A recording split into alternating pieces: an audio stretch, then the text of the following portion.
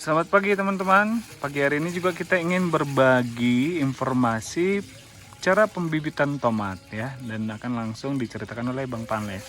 Silakan Bang Panles.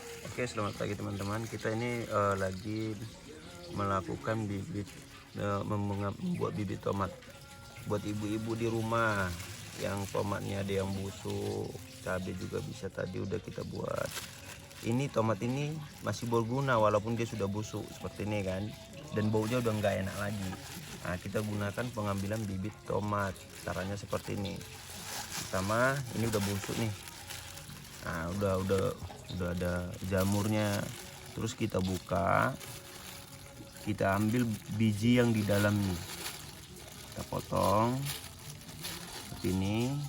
Nah, kita bersihkan sampai biji tomatnya tak tersisa.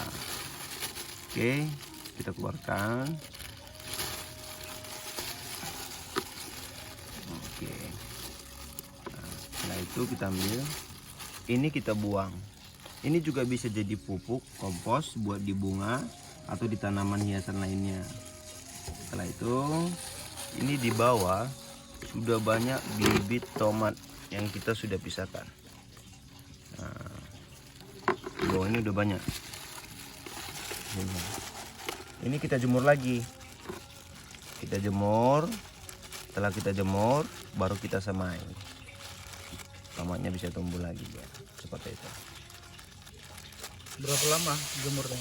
Jemurnya sampai 3 hari sampai 4 hari lah, kalau dia mataharinya bagus. Soalnya tomat juga bisa juga 1 hari juga udah bisa langsung tanam lah. Nanti habis dijemur baru dipindahin ke polybag kecil ya? Ya, ini kita jemur dulu, baru kita langsung tanam ke media polybag yang kecil. Oke. Seperti itu ya.